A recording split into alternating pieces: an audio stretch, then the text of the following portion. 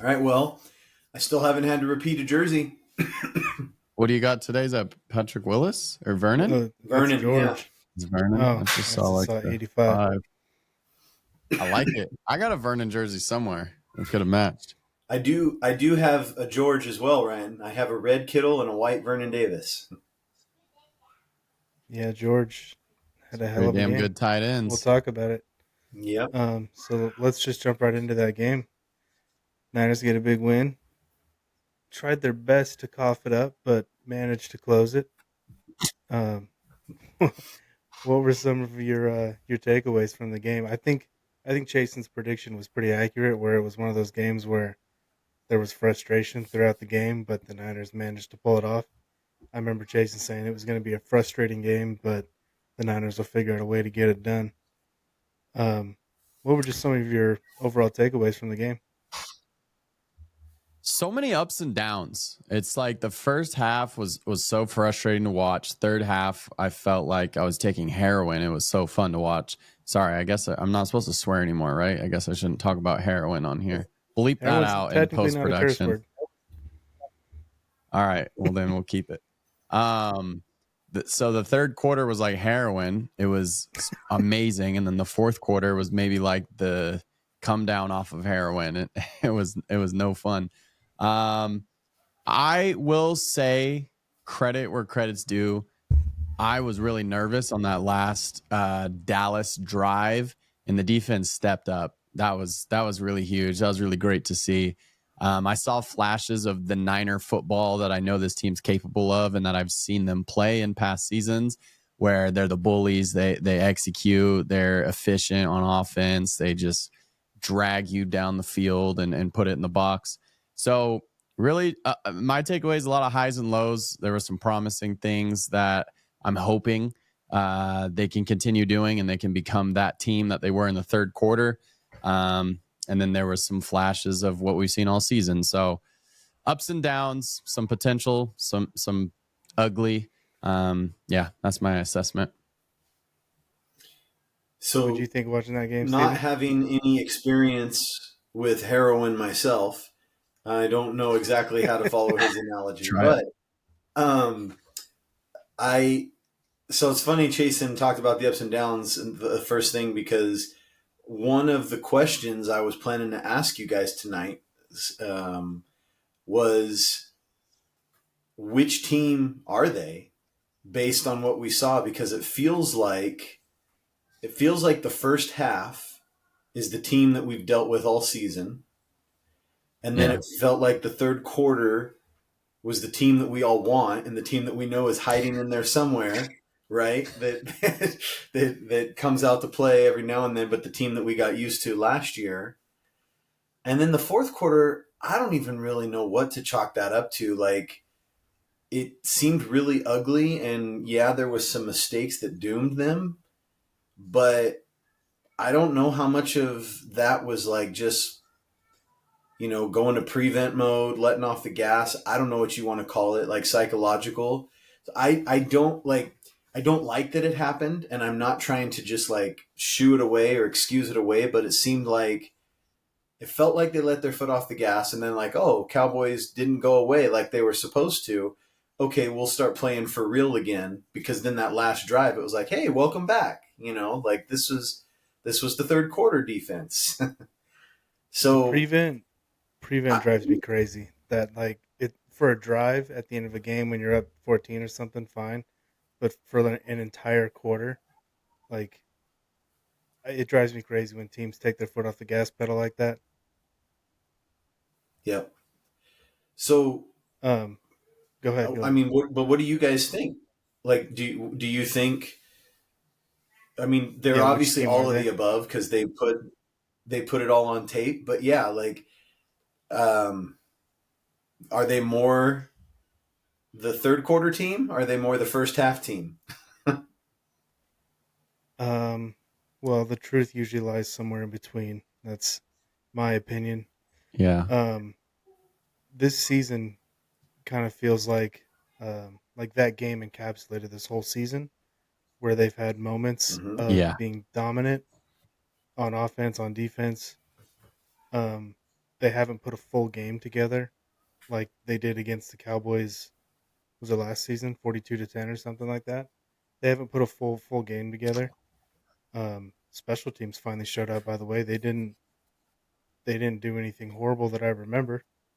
Field goal kickers making kicks. Against the They were number one special teams team, right? Yeah, and Cowboys. Dallas was even trying. They did that little reverse on one of the kickoffs. Like they were trying to get the Niners to screw up, but to their Yeah. credit, they played well. This is this Yeah. is a team that I would probably relate to like 2021, where they can make the playoffs, but they're gonna have to be like scrappy. They're not gonna be what they were last year, where they're setting NFL records for most double-digit losses or double-digit victories by more than two scores. Um, 2021, they had to fight and scratch and claw to get in, and then once they got there, they just kind of relied on being veterans, and they went and won postseason games.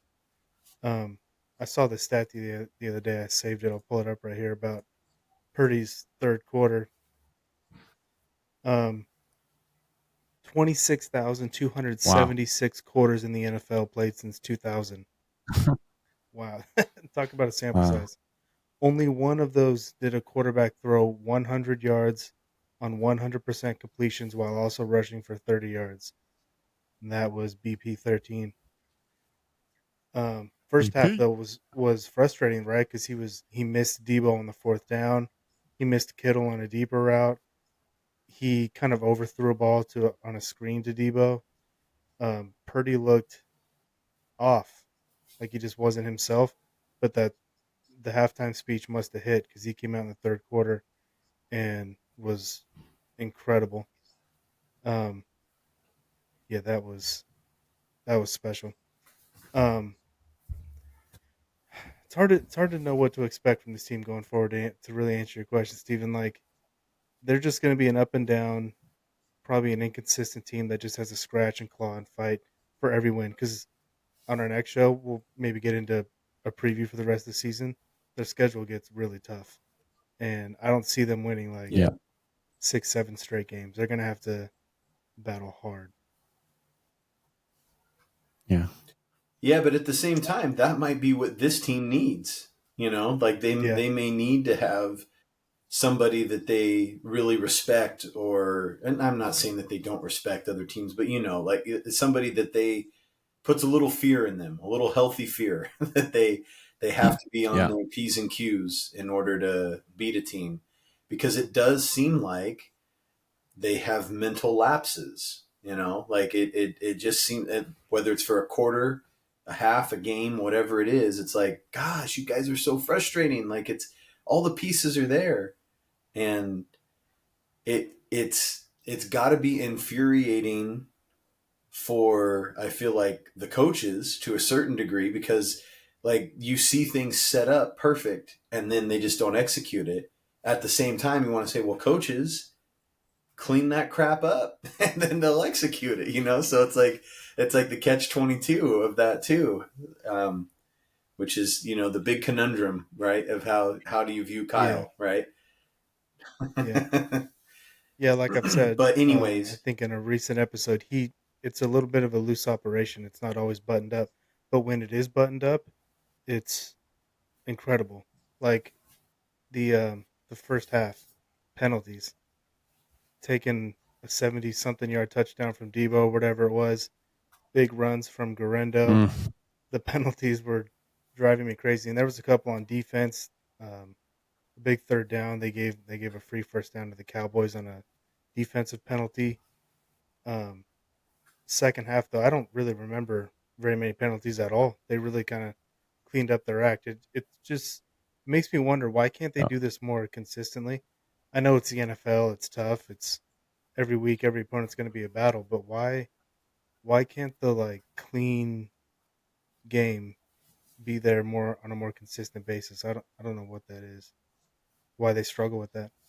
Yeah, they're not a clean team this year. I mean, I don't know where they're at in like penalty yardage across the NFL, but they got to be top 5, I'd imagine. Um, I don't know. I you know, remember, I I think it was in the Chiefs game one of the announcers, may have even been Brady, said something about how they are not a heavily penalized team, and so whether it was Brady or the other guy, was saying that he was surprised that they had so many penalties that day. And I remember I was kind of surprised when they said they're not a heavily penalized team, because I feel like I see penalties all the damn time. So yeah, maybe they're referencing last year or something. I don't know. maybe. I feel like it's been all season. We've been getting penalized a lot.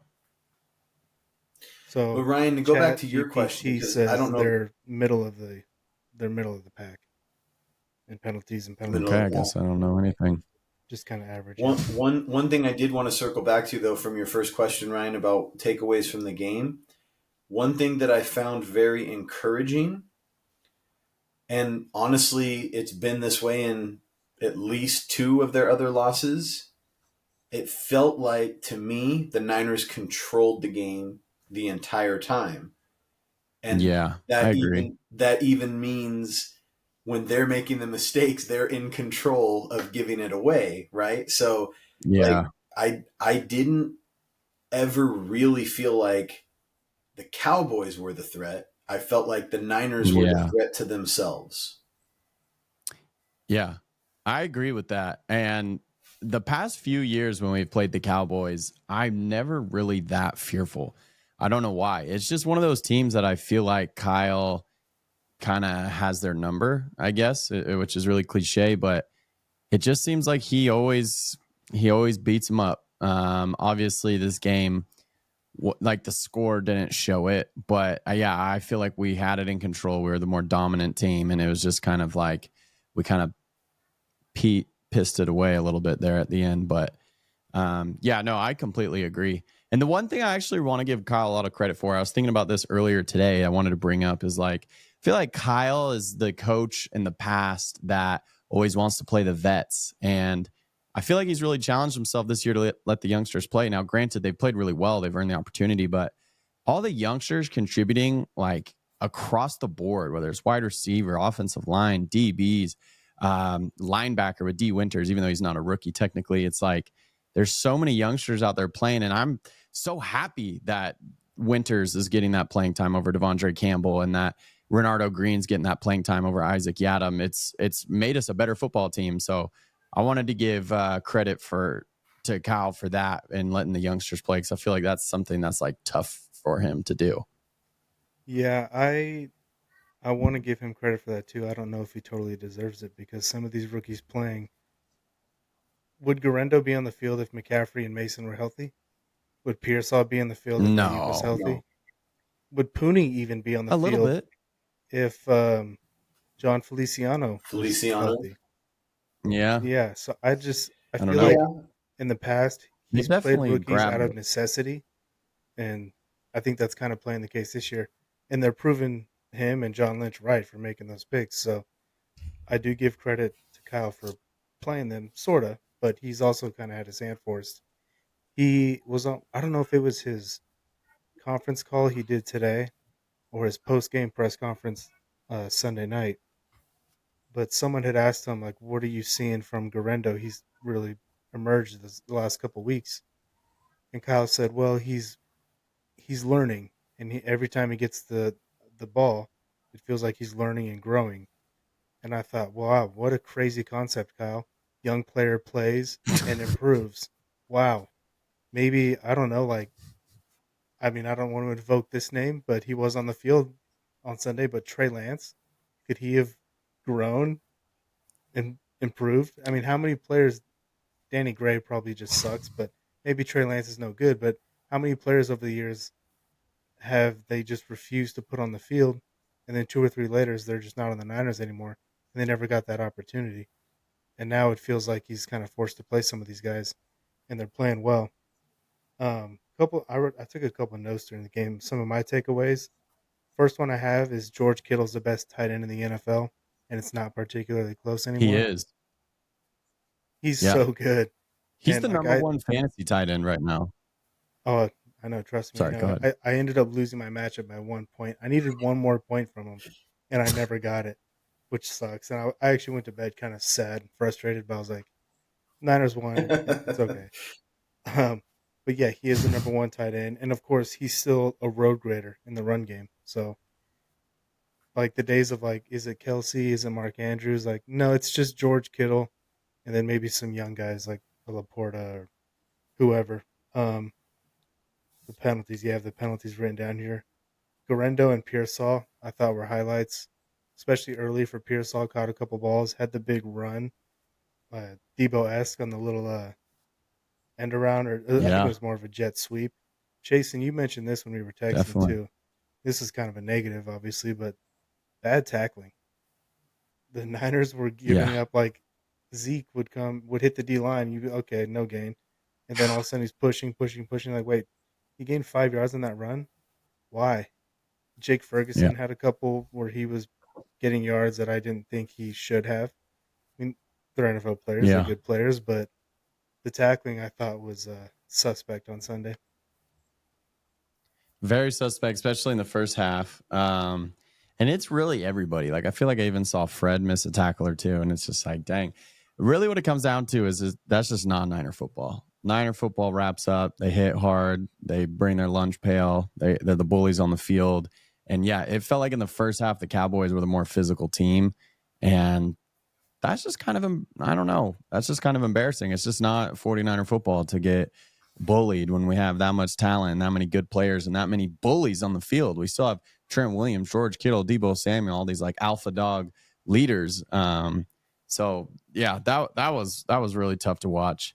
But the third quarter made up for it for me, and a lot of those veterans stepped up. And like you said, yeah, Kittle, he still is the best. How old is he now? Is he 30, He's 30. 31, He's 30? 30, yeah. Yeah, I was thinking like, oh, is he starting to slow down? And yeah, maybe he's not as fast, but like, man, he's starting to yak more. He's been looking fast. He looked fast the other night. What is it? Just last night? Yeah, he was looking fast last night on some of those yaks. He should have scored that touchdown if Chris Conley would have thrown that block, and then you would have won your league. Sorry to Yeah. remind you. It made me Salt that miss wound. Ayuk. That play really made me Yeah, miss Ayuk Ayuk would have made that because block. 11 would be down there blocking his ass off. It's one of my favorite things about Ayuk. 100%. Let's Yeah, talk about Kittle 100%. though for a second because I'm sure you guys saw these graphics. So George Kittle, officially number 5 49ers all Yeah. time, Yep. 500 catches, and he's one big game away from leapfrogging Dwight and Roger and jumping into the top 3. You think he can catch Mhm. T.O.? I don't see why not. He would probably need at least one more season next season, but he can catch T.O., don't you think? So how many games are left this year? We still have 9. 9, yeah. Yeah. And I Assuming he assume stays this might healthy. include postseason. That's a good question. Probably. I don't know. Um, I mean, their career catches, I would assume but that would include postseason. But yeah, I mean, George has been the best player on offense, arguably, at least the most consistent. a lot of times, stats like this don't include postseason. But I don't know. I think that he could catch To. Of course, Yeah. it's always health dependent, right? And I don't think, like, even if the Niners have to move on from some vets, I don't think Kittle will be one of those vets. I think that he's either going to retire a 49er or he's going to have to be super washed and unwilling to hang it up for him to leave the Niners, and like he goes somewhere else because he's a name. But I just don't see Kittle. I just feel like he means too much to the organization and everything, and he's still productive. Like, why the heck, like you said, why would you want to move on from him? So yeah, I definitely think he could catch To. How crazy is it how far ahead Jerry is from everybody else? Insane. Those numbers Insane. are staggering, and that's just Ridiculous. 49ers. That's not his career. Yeah. Um, Yep. yeah, Kittle, tight ends, I feel like, especially for the last like 20 years, go back to like Antonio Gates and, um, Jason Witten, players like that, Dallas Clark. These guys can play into their 30s. pretty routinely. Travis Yeah. Kelce's not the same player, but he's 34 or something. He had a big week this past weekend.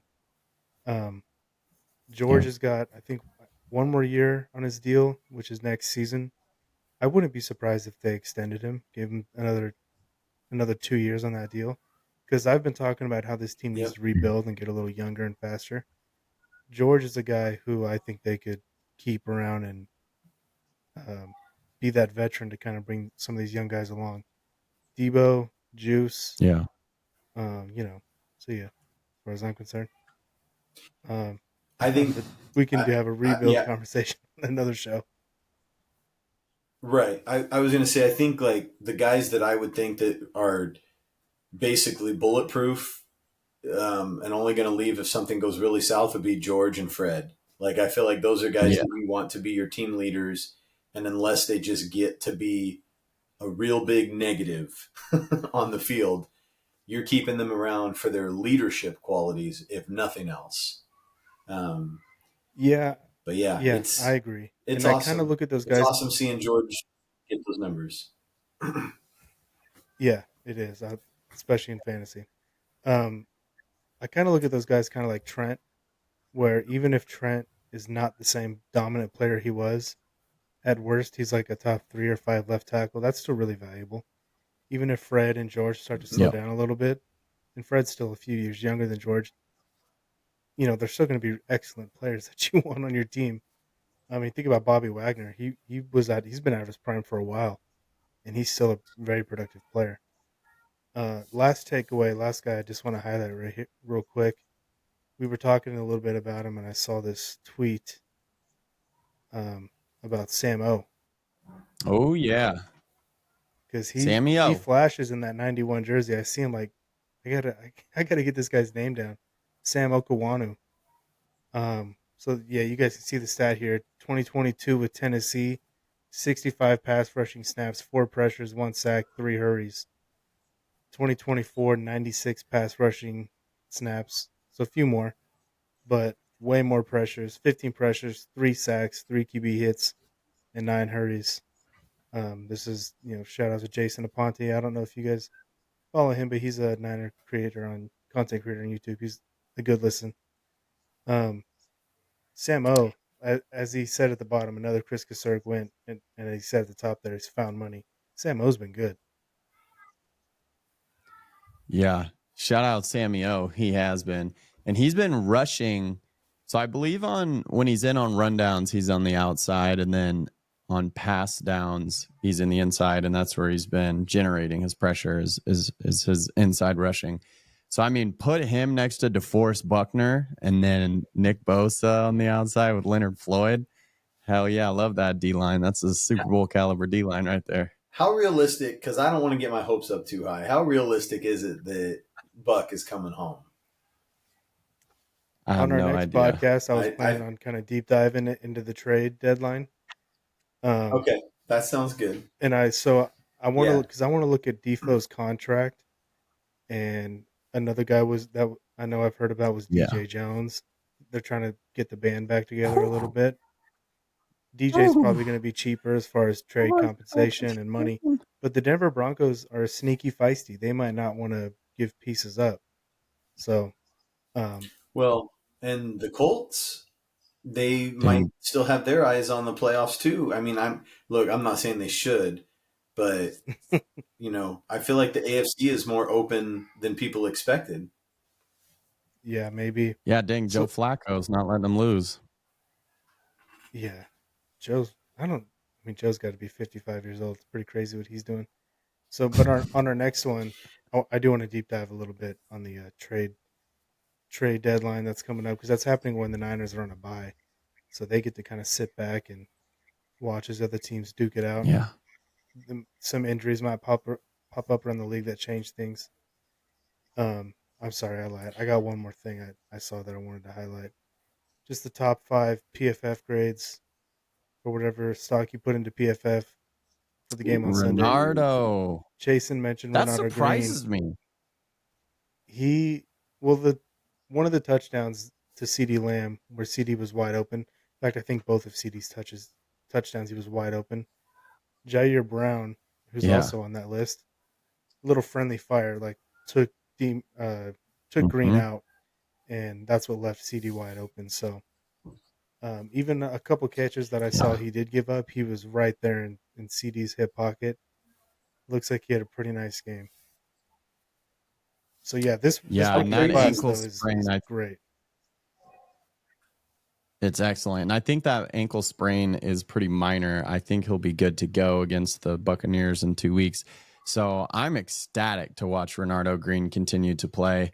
Yeah, he's one of the guys I'm like sneakily like most excited for. Like as long as he's healthy, keep Yada on the bench. I want this young buck to continue to ball out. I think he could start piling on some interceptions as well. I've really liked his game a lot. Go ahead, Steven. Well, I was just say, how crazy is it that 3 guys of the top 5 are in the secondary, which is not something that's, ever Yeah. really talked about as a strength of the Niners. And Mm-hmm. not any of them are, they're all pro from last year in the secondary. Like, I know it's just one game. Doesn't mean that they're, doing this all season, but they've looked good. And then you guys know, like I think I've sent this text at least 2 weeks in a row, and I'm going to keep sending it every time he makes a play. They got to get Lenore back. Like, I I mean, was I've just been gonna on that say bandwagon for I'm a with while, but Steven. like, Pay this guy. yeah, he's yep. Pay him now. He's only getting more expensive with each passing week. Find a way on the buy, extend him, announce an extension, and get a good deal that makes sense for both sides. I heard recently that out of all cornerbacks in the league, Lenore has the 6th lowest passer rating when targeted in the entire NFL out of all cornerbacks this season. He's number 6 when lowest QBR when targeted. He has Yeah, he's turned climbed my himself list into a of like favorite quality Niners. player. Mm-hmm. Yeah, yeah, he is pretty high on my list. I think he's great. And I always love a Niner player that's not afraid to talk some junk too. Either during the game or Yeah, after a game, he's not afraid to talk. He's the hyena. Um, yep. Jason, you mentioned the ankle. Kyle's talked about a couple injury stuff today. He said Green's ankle sprain was day to day, so he should be okay, like you said. Mm-hmm. Debo has a rib injury and an oblique strain, but he should be okay Yeah. by the end of the bye. We'll see. And then George Mason re-aggravated his shoulder injury. They're hoping to get him back at the end of the bye. And then a I'm random glad he stat I gets a just saw couple that I weeks just thought off. was interesting. Yeah, I know. This team needs a break. George is playing injured. Fred's been dealing with his ankle. Bosa had that sleeve on his elbow. It was funny. Trent had an interview, and they asked him, like, "Are you guys ready for this bye?" And he's like, "I'm good. I had the whole offseason off. I feel as good as I have in a long time. I'm ready to play." But yeah, I know the rest of these guys are probably ready for the bye. But so Trent's fresh, but the rest of the guys could use the break. And then I saw this stat. I just Kittle wrote it said down. It something was kind of interesting. similar. Yeah, yeah. Purdy has 15 first downs this season on scrambles, which is tied for the most with Dang. Jane Daniels. Yeah, thought that Wow. was an He's interesting little stat. he's scurrying around out there. Or scooting along, whatever Kittle said. Scurrying Yeah, is a good word for him. That's how I feel like he runs. He yeah, does I scurry I would around. agree. Do you guys want to do a little thing where after games, this is kind of common in the podcast world where we give out a game ball, highlight a player or a coach that we think deserves a little recognition, give him a game ball. Sure. Let me, I, I like it.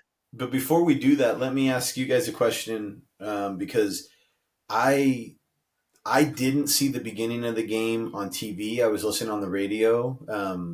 Seth had a soccer game and they won. They won another tournament. Yeah, it was awesome. So I I'm saw that. listening to the beginning of the game and all those frustrating penalties and everything. I'm hearing the announcers talk about it. But there was a play where Bosa got a sack, and Tim Ryan said, I know he doesn't have the numbers, but I think Bosa is playing the best football of his career.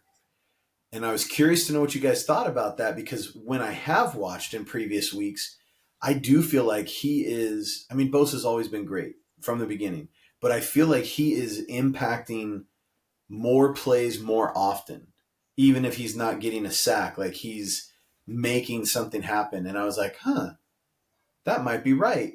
And like, he won't win Defensive Player of the Year this year. I think it's already too late for him unless he somehow starts having like 3 sacks a game for the rest of the season. But what do you guys think about that statement? Like, do you feel like he's somehow gotten better? Or is he having a bigger impact, or is it just Tim Ryan hyping up a D lineman?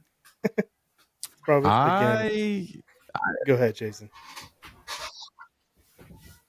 Well, what would be the season you would compare it against? Like, if this is number one, what would be number two? Would it be his 2019 rookie season, or what would be the next? Probably the one that he got Defensive Player of the Year. Oh, yeah. Obviously. Duh. Okay. 18.5. But it's tough.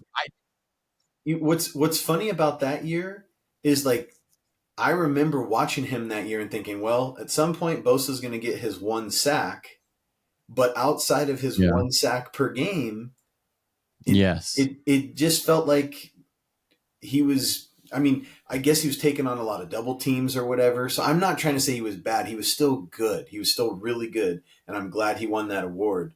But I felt like, where's Bosa? Where's Bosa? Oh, there's his sack. And then where's Bosa? Where's Bosa? Like, it was feast or famine.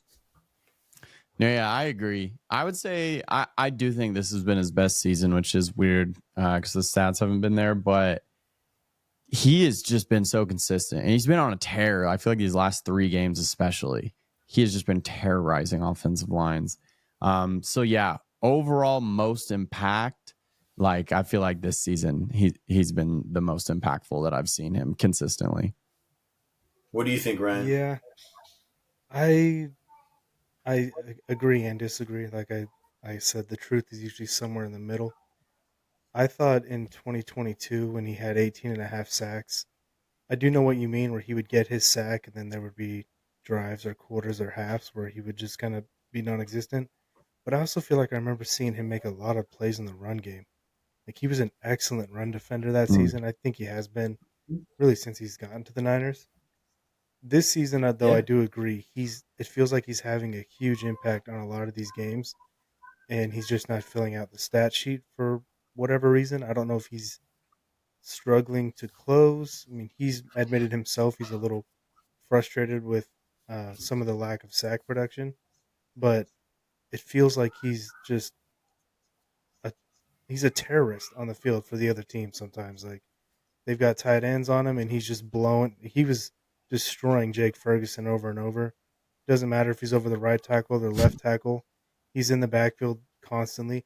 That first pick that Dak threw to Jair Brown, Nick was in his face and hit him, and probably, I mean, that was a terrible throw, regardless of Nick in your face or not. But he's disrupting at a high level. I don't know if he's playing the best ball of his career. He might be, but to me, that just probably shows how good and dominant and consistent of a player he is. Yeah. Okay. I have one more thought that maybe we can. Yeah. Just one more thought before we get to game balls, and I'm happy for this to be part of the discussion in the next session, or just over the bye, because it kind of feeds into it. You were talking about wanting to discuss trade deadline stuff.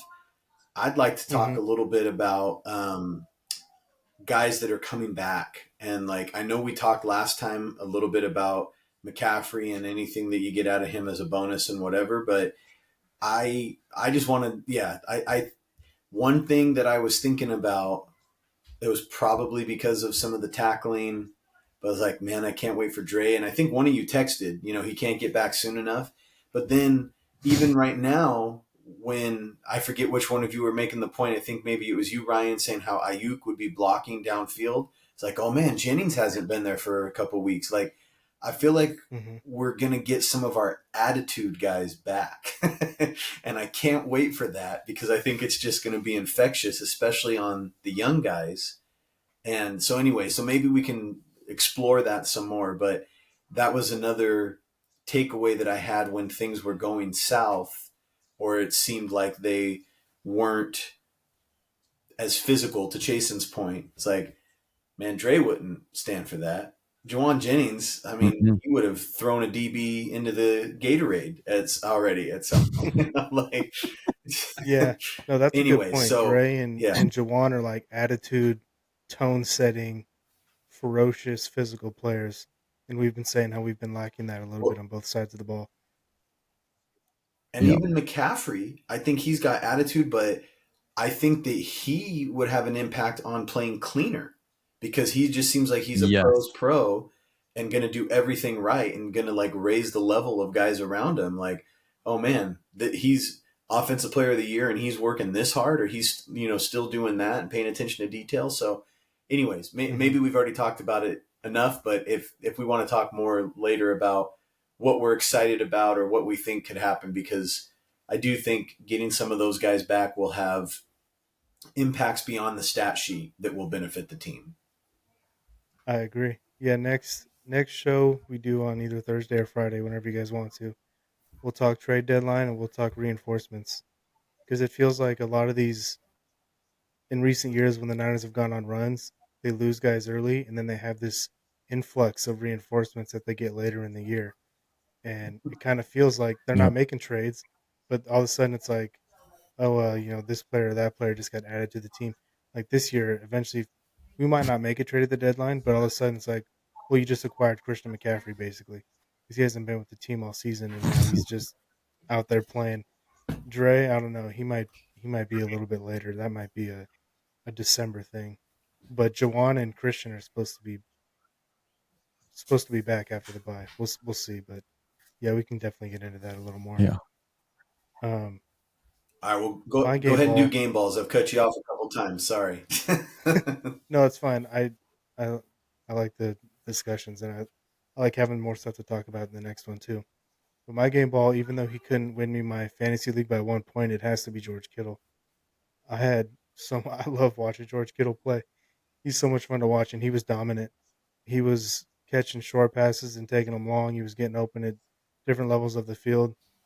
The Niners started to struggle a little bit in the red zone. It wasn't until I think third down they turned to George, and he came up with a big play. I thought Kyle did a really good job in this game too, scheming guys open. Um, I actually have a theory about Kyle and his schemes over the years, but I'll save that for the next show. But I thought George was awesome, and anytime the running game gets going, 85's out there moving guys around and clearing lanes. So George Kittle had to Yep. be the game MVP for me, and he after the game, he and I think Garendo were getting interviewed, and he was like untucking his jersey, and you could see underneath he had that F Dallas shirt on. He didn't flash it in this game, but Did he really? he had it on. And when he met with Jake Ferguson after the game, like shaking hands, he's like, "Oh yeah, I wore the shirt for good luck. I just didn't end up showing it on TV this time." So shout out George Kittle. He gets my game I ball. saw that. I saw that too. I was wondering if he was going to pull it up on live TV. I was like, "Oh, George, don't get suspended." He won't get suspended, but it might Jason, you cost can him go like next. $15,000. Yeah, yeah.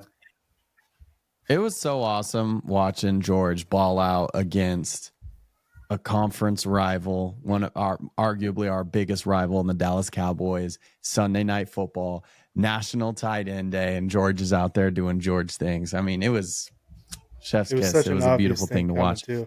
National Tight End Day. I kind of forgot about that, but it was so obvious. George is going to ball. Yeah.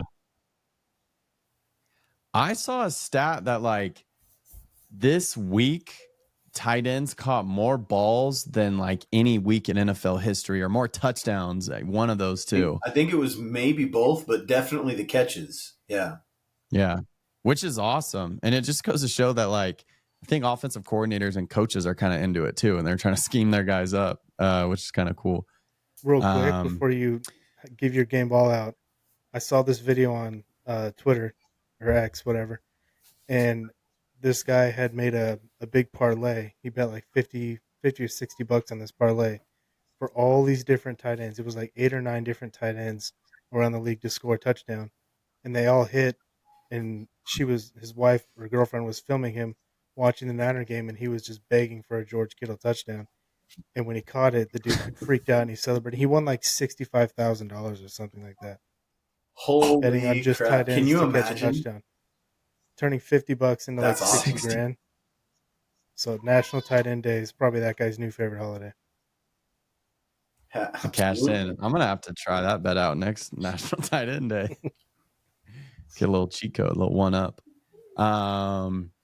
So there's a couple guys that come to mind. I won't say them because I don't want to influence Steven's pick or steal any thunder from his pick. No, So you do you. I'm good. Well, there's just a few great candidates. I'm going to go with Isaac Garindo, which might not be the super obvious one, but I was just didn't have super high of expectations. I know he had that breakout run against what team was it where he had that breakout run that he slid at the end. It made his stats look nice, but I feel like for the most part of the season, he's been struggling. And this game was the first game I've seen him consistently make good decisions, be effective, break tackles, run really fast, look a little bit like a reincarnation of Raheem Mostert, which I know is what everyone's been comparing him to and wanting him to be. So I was super impressed with Garindo.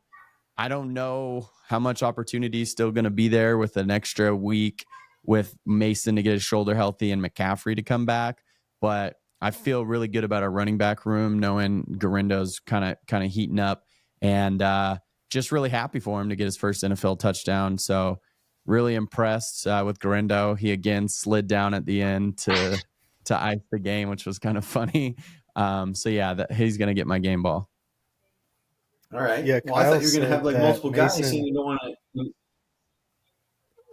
Go ahead, Ryan. Oh, sorry, Steven, but Kyle said that Mason could have maybe gone back in that game, but Garindo was hot, and he just let him. He just kept riding him. Yeah. Yep. Why chance it? Let Jordan get some rest. Okay. Well, I got lots of guys. I'm not going to say, oh, they all get a game ball or whatever. So I'll pick one, but I do want to throw out some honorable mentions. And I'll start with Brock. He's not going to get my game ball, but I like that. I like that he, hung in there and had that amazing third quarter after not the best start, and that he was still finding ways to make plays. Like, I'm not saying he's Patrick Mahomes, but it felt Mahomes-ish that he's like doing little things. And after, I think on our very last pod, I said he's not clutch. He hasn't proven that yet, but those are the type of steps that you got to take to become clutch. So I appreciated him for doing that. Talked about Bosa already. I don't think he's game ball worthy, but I do think he had an impact all night. I feel like I'm going to go with Lenore just because I'm biased, and I mean, that was such a beautiful interception, and he's been playing great all season. So maybe it's like a little bit of the aggregate that's adding up. But I mean, I feel like he was great again last night. Like I just trust him. If the ball is thrown by the other team and in that direction, and I see Lenore there, I think, oh, he's gonna make a play. It might be just sticky coverage that makes it tough for the guy to catch. He might break it up or he might pick it. But I just feel like I got more faith in him than anybody in the secondary right now. But my last honorable mention that I would not have really normally think about is the kicker, because I feel like he has been solid. Like when he kicks the ball, it looks true right away. Like, it's not like, oh man, is that going to hook? Is that going to, like, I've been very pleased with him, because it's like, you want a kicker to be somebody that you don't have to think about. It's just automatic, go do it. And that's kind of what I felt like he's been like so far. So I've been impressed with. I'm not saying like, oh, it's time to replace Moody. That's nothing like that. But I feel like he has done his job, and I've been happy with him. I would agree. So yeah, I would agree. Yeah. The kicker has not been a disaster, so that's awesome.